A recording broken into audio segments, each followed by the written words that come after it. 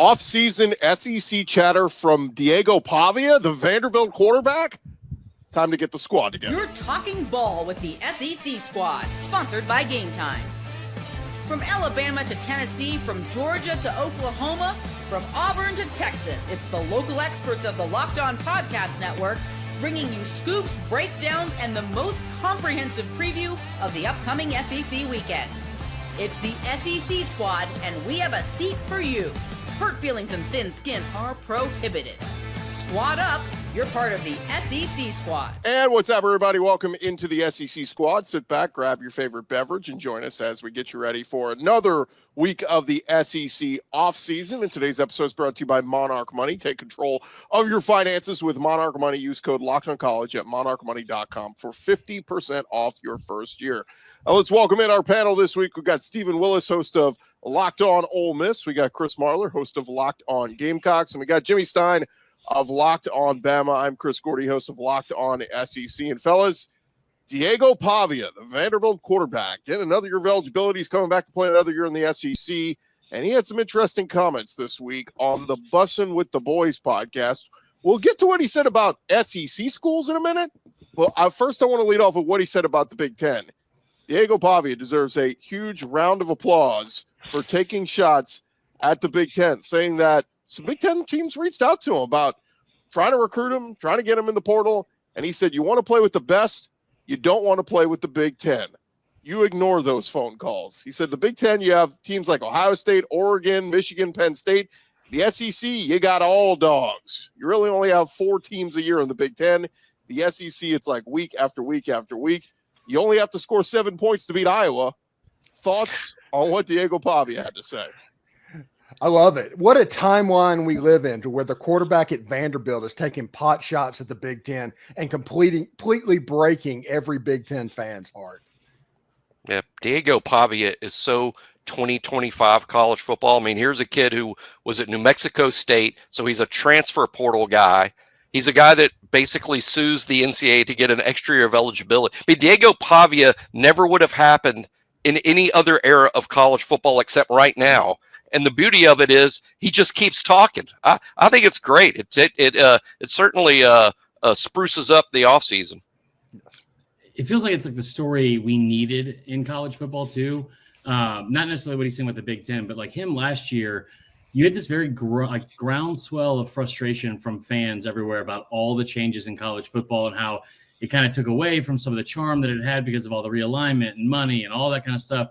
Here comes this kid from New Mexico State that's brash as can be and takes Vandy and, leads them into the first one in 40 years against Alabama for one. I will say this. I love what he said. What he said isn't necessarily wrong about the Big Ten. I always say if we're going to talk about sports, we're going to do it with facts and facts only. I mean, Diego Pavia's career against the Big Ten, 0 for 2 with some pretty bad drubbings of his teams. And he's like 8 of 24 all time for 62 yards. But still love what he said. Yeah, I mean, another comment he said in the trenches, too. He said in the SEC, it's just different. He said, think about this. The best pass rushers are from the SEC. And you look around the NFL, I mean, there is a ton of them. He did single out, though, he said, except for Abdul Carter, like you'll find 1 or 2 in the Big Ten. So just, again, like a lot of things that I agree with him. More power to you, Diego. Yeah, he did not go to the Nick Saban school of interviewing, as Jimmy would say. Oh, that's true. And it's not that what he said is wrong. It's just sometimes we're not used to hearing that said out loud. I mean, the Big Ten is very top heavy. They've been top heavy. Some people will argue, well, that's the strength of the conference at the top. Being from the SEC, I tend to think the strength of a conference is in the middle and even the bottom. Like, for instance, I would say this fall, even though Alabama doesn't play the toughest schedule in the SEC, the worst SEC team that Alabama plays this fall is probably Vanderbilt, who beat Alabama a year ago, finished 6-6, and is a legitimate SEC team. And they may even be improved this fall based over what they were a year ago. But the thing about this league and proof of its superiority is Vanderbilt can be an improved team and not finish 6-6 this fall because the schedules for everyone in the SEC are just so tough. Yeah, and I agree with that too. Go ahead, Sam. Ole Miss lost to Kentucky. It was Ole Miss and 7. that should be an advertisement by itself for the strength of the Southeastern Conference. Kentucky in no universe is good. They are good enough with athletes to get you if you allow them to hang around. I feel like every time we look at a schedule in the SEC too, it's very rarely do we look at it and say, okay, well, you've got so-and-so to start the year, maybe you have a non-con game that's tough. Then you've got your rival at the end. And who do you have in between? I know, like, talking about like Bama or South Carolina, usually you look at Bama and it's usually like, well, they have LSU after a week off to start November. Auburn is tough every other year when it's played at Auburn. And then where else are the like the obstacles on the schedule? It's not like that anymore. And I think that, like, when you look at like Florida this year, who's a top 15 team in some people's eyes, they got to play 3 top 10 teams in a row. And that's not even that much of an anomaly year over year in the SEC. The last thing I'll say too is, like, Pavia burst on the scene because of that win against Alabama. Like, I mean, they lost to Georgia State down the road from me a couple weeks before that. What would the narrative have been if they would have somehow pulled off the upset against Texas? Because they were in that thing to the fourth quarter and only lost by 3. Because what we've seen, people that love to change the goalpost and move the goalpost about the SEC is, well, you had a Big 12 team come in year 1 and be the best team in the conference, even though that's not true. What would that have looked like if Vandy beat Texas in year 1? Yeah. Well, and Vandy has a 7-3 record all time against Texas. So yes, I mean, it wouldn't have and necessarily 8-3, been by a the way. surprise. 8-3, yeah. I just for as an exercise, I want to look back to last year, Ohio State's schedule. I think Vandy beats Akron, Western Michigan, Marshall. So I think they're 3-0. At Michigan State. Michigan State was terrible. I think Vandy could win that game. Home against Iowa. I mean, they probably win 10-7, right? Like, you don't need much offense. At Oregon, they probably lose that one. Home for Nebraska. I don't know. I think Diego Pavia would have moved in on that Nebraska defense. At Penn State would have been tough. Maybe they lose that one. Home for Purdue, they spanked Purdue. At Northwestern, they stink. They would have beat them. Home versus Indiana. If Indiana's in Nashville, I give Vanderbilt a fighting chance. And then home for Michigan, who, we know was down last year. I think Vandy wins 9 games on Ohio State's schedule last year. So if we want to do a whole Big Ten SEC comparison, it's not crazy to say that. And Chris, the crazy thing about it is they're all mad because we should play 9 conference games in the SEC. Everybody wants 9 conference games. We play a 9th game against Power 5 opponents to make it even. The Big Ten needs those 9 games. The SEC just needs 8. You play a Power 5 game, that is basically a Group of 5 game. You might lose it, you might not, but it doesn't really matter. And the schedule kind of evens out just on the face of it. Yeah, the Big Ten wants the SEC to play that 9th game because they know it's impossible to add one more. You're going to have more SEC teams falling out because it doesn't matter who that 9th game is against. It's losable. I mean, when Chris was just going over those Vandy the fake Vandy games, the Big Ten, several of those games are losable games for the Big Ten. The SEC adding a 9th game means 16 SEC teams just added one more losable game. That I think the fact that 6 of the top 10 strength of schedule last year were SEC teams. 6 of the top 10 toughest schedules. That was only playing 8. It was 9 of the top 10 according to FPI, which I know that we talk about FPI and how it doesn't really matter as much and whatever, but that is the same strength of schedule that's used by the committee. And it was the top 5 teams overall. I think it was 9 of the top 10 or 8 of the top 10. I believe it was 9 though. And all 16 teams were like 31st or higher at the end of the regular season. The other thing I'll say about this is let's just call a spade, right? The Big Ten and Big Ten fans don't want the SEC to play a 9th conference game. They don't want them to stop scheduling FCS opponents. They want the SEC to lose, and they want to not have to play them in the playoff because they're tired of losing to them. And I get it. I say this all the time. I hate the Yankees. Okay, I'm a Red Sox fan. I grew up in Atlanta in the 90s. I hate the Yankees. I want them to lose every game they play. Doesn't mean they didn't deserve to make the World Series a bunch of years when I was growing up, right? Like, and the last part too is if we're also being honest, like arguing about this with a Big Ten fan, it's like arguing with like a toxic ex. Because all you're going to say is, all right, well, listen, what about these teams that are playing a tougher strength of schedule? Well, you don't play a 9th conference game. Then you talk about playing a 9th conference game or playing 11 Power 4 opponents. The goalposts get moved again. And there is an argument they're ready for that is, no matter how valid it is, it's ready to go in the chamber right away from them. All right. Well, who better to talk about this topic than our buddy Corey Burton, Locked On Vandy? He joins us next right here on the SEC Squad Show.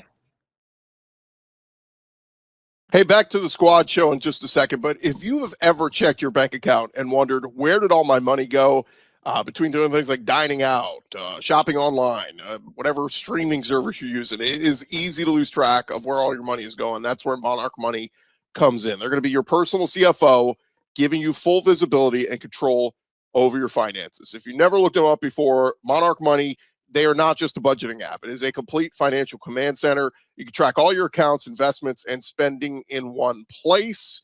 You can stop just managing your money and you can start building your wealth with Monarch. When you start using them, you're going to realize just how much you're spending on stuff like the food delivery to the house or to the office. It's going to make you want to budget smarter and save more. And instead of juggling a ton of apps, you can use Monarch to check your finances, track spending, and even plan long-term goals. Take control of your finances with Monarch Money. Use our code LOCKEDONCollege at monarchmoney.com for 50% off your first year. It's monarchmoney.com. Use code LOCKEDONCollege. Get half off your first year at Monarch Money with code LOCKEDONCollege.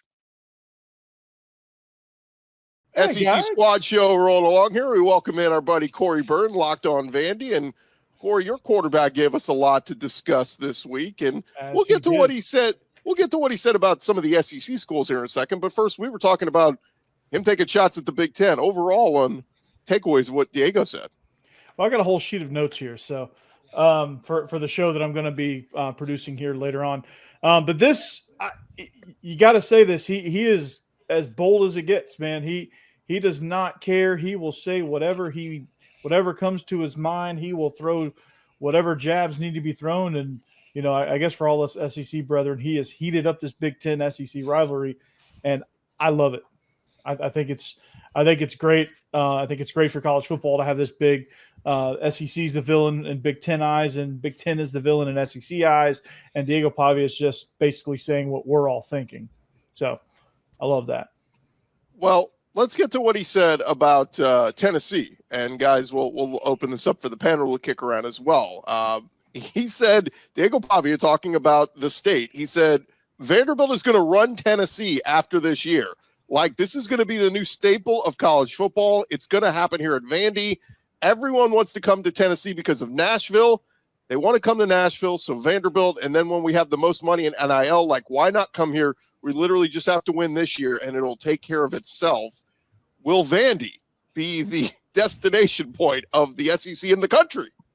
Man, I wish he was right. That would be so fun. But Fake it till you make it, right? Yeah, fake it till. I mean, I love the confidence. I'll give him that. I really, really love the confidence, and I think, you know, he obviously truly believes that. And Nashville does like to get behind something like the NFL draft, or, you know, when the Titans were good, or, you know, they're trying to get behind an MLB team. So Nashville just is craving something to root for, and what better way to make that Vanderbilt? But I think it's a bit of a reach, though. Honestly, I would love for that to happen, though. That'd be great for my show. Didn't Vanderbilt beat Tennessee like a few times during like the James Franklin era? Yeah, and I don't. Over a course of 10 years, they split the series. It didn't exactly produce Vanderbilt becoming a top 10 program when they beat Tennessee 3 years. So I'm not sure beating Tennessee this one year would do what Diego's predicting, but it would be big. Pre-NIL, Jimmy. Sure, sure. So in a world where the administration is now paying attention and NIL is being divvied out, this with a straight face. it's still a long shot. But yeah, Steven or Marler, want to jump in here? I mean, listen, they beat him 3 years in a row with Derek Mason as the coach. And I think that the thing that I've really enjoyed about Vandy more than anything is Vandy is a fun team to have be relevant in any sport, really, but especially in football in this conference, because every conference has the teams that they get, you know, that are the low-hanging fruit and like the butt of the joke. And that's been Vandy in football for a long time.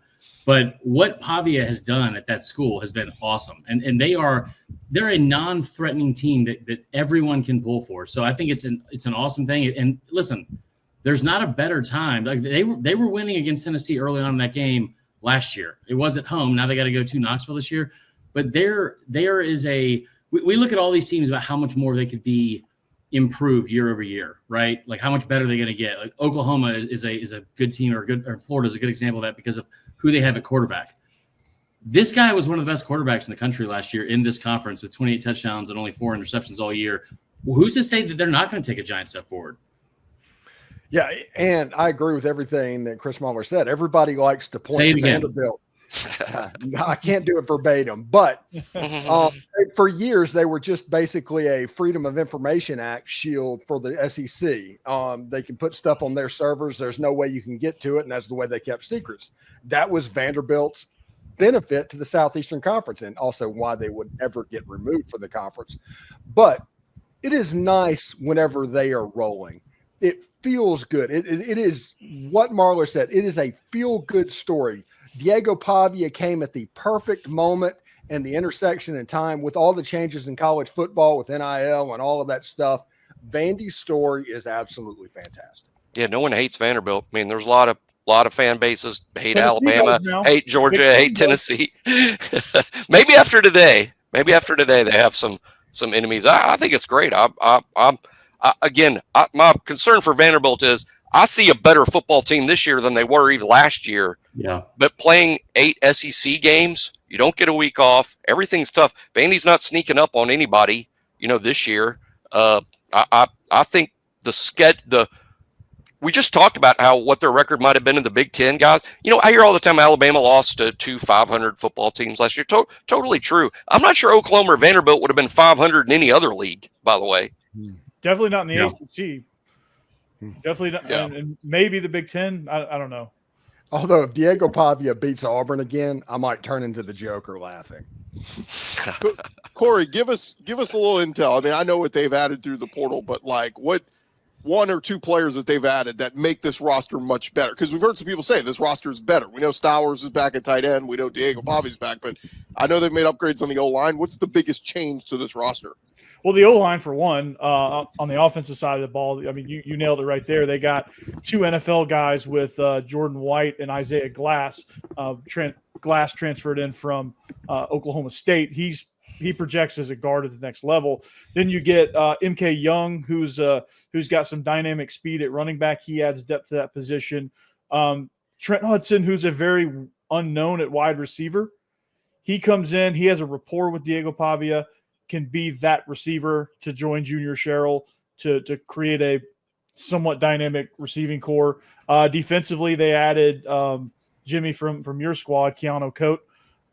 They added CJ Hurd at strong safety. Jordan Matthews, they stole him from the orange side, and they got Martell Height, who's gonna they didn't get him out of the portal, but he's gonna be playing some offense, and he's a return guy and special teams guy, and they return 9 starters on their defense in addition to all those portal additions. So it's well, I don't want to spend too much time on the Vandy roster, but I just wanted an explanation for why they're improved. Go ahead, Stephen. At Texas, at Alabama, and at Tennessee is going to make it a lot more difficult than it was a year ago. Well, that brings me to the next quote to throw out there, guys. Diego Pavia was asked on the podcast, can you guys beat Alabama a second straight year, but this time in Tuscaloosa?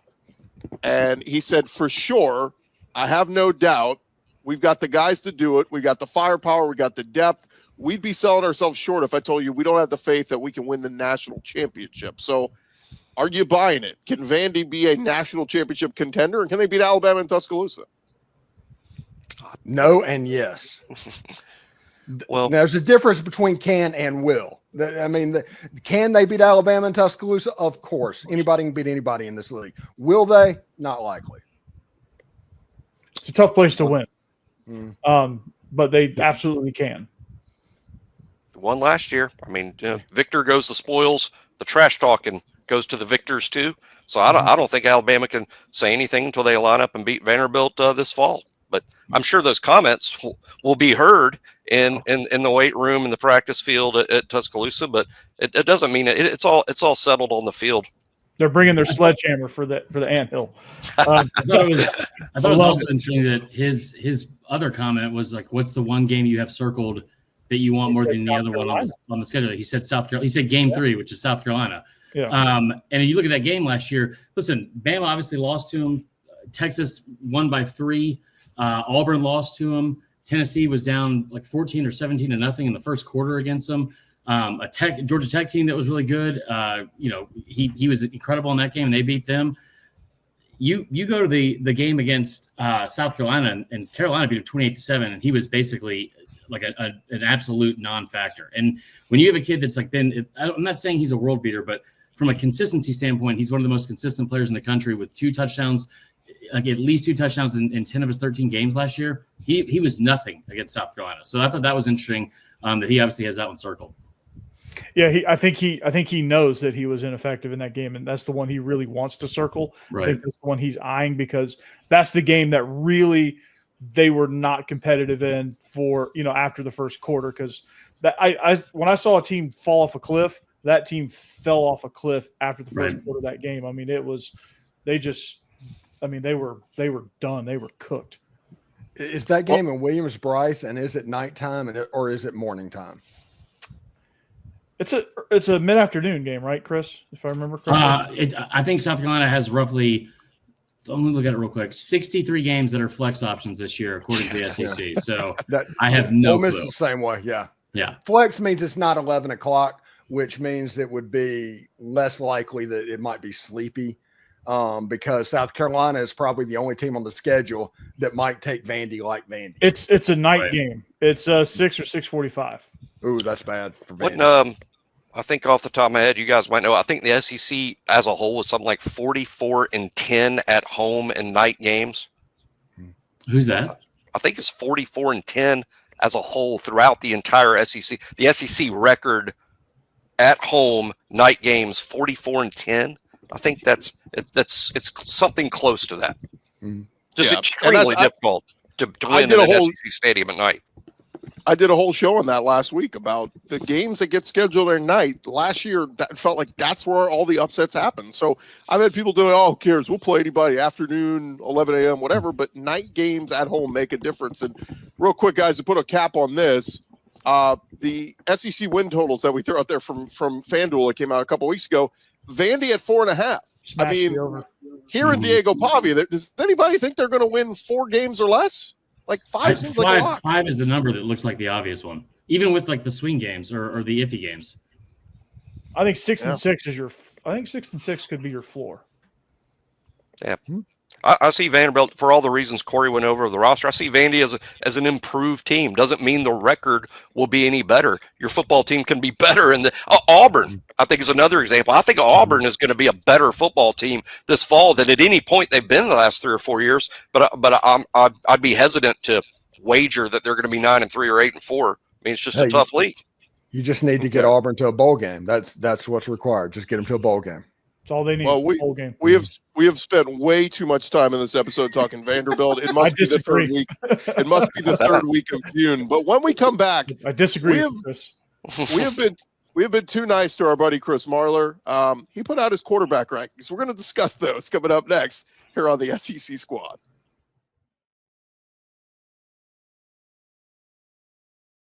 The SEC Squad Show rolling along here, and our buddy Chris Marler, he's got his hands in a lot of different cookie jars, if we'll say.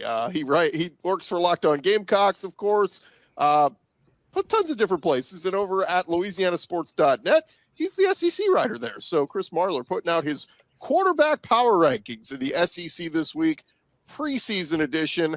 And just to kind of run through them, Zach Calzada at 16, Joey Aguilar 15, Bo Pribula 14, Gunnar Stockton 13, Ty Simpson 12, Alabama. What's going on there?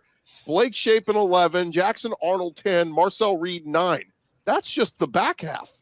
The top half, he's got Austin Simmons 8, Taylon Green 7, John Mateer 6, DJ Lagway 5th, Arch Manning 4th. That's going to catch some heat. Diego Pavia 3, Garrett Nussmeier 2, LaNorris Sellers 1. Marler, the host of Locked On Gamecocks, one with the Gamecock number 1. Listen, LaNorris Sellers is not really – I mean, you could debate it, and the other person would be Nussmeier, but I had him at number 1 for the final 3 weeks of last year too, and I think he absolutely deserved to be there based on the way he played to close out the season. Here's the thing, and I know people don't love to read anymore because we don't ever get to have like a book it program and get a free personal pan pizza from Pizza Hut. So I get there's no incentive to do it. But I would implore you to go to LouisianaSports.net or just go to my Twitter at Vern Dumquist and read the article that's attached to it because, 1, I put way too much time into it, and it also explains everything. Like these are the factors I included into it, all right? 1, actual on-field play in the SEC and at the FBS level. 2, potential based off their own talent. 3, potential based off their system, talent around them, projections, whatever. 4, making you angry. That the last one's a joke. But here's the thing: like there's a lot of new faces in the SEC, but I think this is probably one of the deepest and most talented crop of quarterbacks we've had in the last several years as well, top to bottom, because there's a lot of unknowns that are making their first. I think it was like 8 or 9 players from last year that are going to be projected starters in game 1 this year were not the projected starters of their current school a season ago. John Mateer is like a perfect example of, man, like you hear Todd McShay and scouts, everyone else rave about him. He's got all the numbers, great, statistically like incredible. He played 1 game against a ranked opponent last year and only 3 against Power 4 programs. And he's going to go fix Oklahoma, which was a really bad, one of the worst offensive teams in the country, and in the league. And then the other thing I'll say is, yes, Arch Manning will most likely be number 1 or number 2 on that list at the end of the season, especially with Sark as his QB. But if you haven't played in more than 4 starts as an SEC quarterback, why are we putting them ahead of guys that we have seen prove it in this league last year? Steve and Jimmy, Corey? Well, when it comes to like DJ Lagway and Arch Manning, I would argue that they might be up a little bit too high preseason. Mm-hmm. Now, if DJ Lagway is healthy, which we don't know that he is, if he is healthy, yes, he might deserve to be a lot higher on the list. Arch Manning, his biggest game was his relief effort against Georgia, and they had to pull him back out of the game a year ago. I think there's some questions with Arch Manning and DJ Lagway right now, and I think Mateer probably belongs a little bit higher up above that if Oklahoma has figured out the offensive line, which they were warned about the offensive line for 3 years before they came into the SEC. They were the worst offensive line in the country last year. Yeah, Ole Miss sacked them on their last 7 plays. Yeah. I mean, they also, the other thing too is like that, if we're going to talk about Lagway and Arch, and I get why, like from how highly rated they were coming into the season or coming into college, but like Lagway, I've never heard of anyone that has played that many games, right? Because he saw a lot of action, but under 60% completion percentage and 12-9 on a touchdown to interception ratio, like that's just not great. And I guess I must have missed where all of a sudden the schedule gets much easier for him and he has a ton more talent around him, because that's also not happening. But you look at a guy like Austin Simmons, and if we're going to talk about Arch and Lagway that way, I think he deserves to be talked about a little bit, because that's a guy that's going into a system with Kiffin where, listen, you're 5 years at Ole Miss, your quarterbacks have had over 30 touchdowns in 4 or 5 years, and you've averaged over 3,400 yards passing each year too. Yeah, and it's the most talented wide receiver room that Lane Kiffin's had. So Austin Simmons will have that, a tight end as well that is pretty prolific. I think it could be easy, but I just think that Mateer should probably be up above him right now. I think there's how many touchdowns he had against ranked teams last year? Yeah, but how many yards? Like DJ Lagway had 1,500 yards, but 500 of them was against Stanford, and there were games that he threw for 80 yards. And it's a good point. Yeah, so we'll see. There's a couple different ways to do lists like this, and Marler sort of mentioned it when he was talking about it initially, which is, are you going to do a ranking based on what they've done so far playing college football? And I think and it's kind of hard to argue with a lot of this if you're looking at what they've done so far. Then you could also look at another list entirely, which is, okay, now this is my prediction as to how 2025 is going to play out. And that to me is 2 entirely different lists. And I'd put different guys on top of it based on, what the criteria is. LaNorris Sellers is a fantastic talent. I mean this as a compliment coming from the Alabama guy. It reminds me a lot of Jalen Milroe. I mean, in terms of the pure talent is clearly there, the big arm, the feet, the legs, the playmaking. There's also, the Jalen that turns the ball over, and let's see if how LaNorris, if his career is going to play out similar. But he reminds me a lot of Jalen Milroe, which is the great and the sometimes not so great. But in terms of how the season could end, yeah, exactly. Yeah. We just didn't see a lot of that low floor for most of the end of last season. The end of last season, like his last 7 games. Shula does with him, though. Yep, I agree. And I listen. I love the fact that like the idea that he's not a good passer, and you look at like the fact that he had over 70% completion percentage in I think 4 of his last 5 games. And here's the other thing people always forget about too with South Carolina is I think that a lot of fans saw that first game against the national televised game against LSU where he was hurt and missed half the game, and then they tuned back in against Ole Miss. And Ole Miss, they got their butts whipped, but he got better during that game. And I think that you saw what he did against Bama. I know Jimmy remembers it. I know I remember it. But then, like the last part of the season, you played 4 ranked opponents at the end of that season in your last 6 games, and he was stellar. And 17 touchdowns and 4 interceptions against that. Like no one else in the country did that. And honestly, if in the bowl game it was Illinois or something besides Illinois on the helmet, he'd probably get a little bit more credit after that game as well. 1,000%. I mean, Illinois had a great game plan against him. I mean, they took away everything that South Carolina wanted to do, and Brett Bielema had a really, really good plan against that. Mm-hmm. And hats off to Illinois. That does, and you try to make it diminish what you think about LaNorris Sellers, but it just doesn't. I think it's still you can still see the talent there. The 17-4 down the stretch run of the season. I just you just want to kind of see him. And I think the potential of him putting it all together also should fire you up as well. And I think there's something there. Here's the last thing I'll say about it too, because like you guys know, I love rattling off stats as like way too often. But like the idea that he's not a good passer, and so many people brought up the Milroe thing like it was a negative because of the way Milroe closed out his career at Bama. Milroe was one of the best downfield passers in the country, especially in 2023. Listen.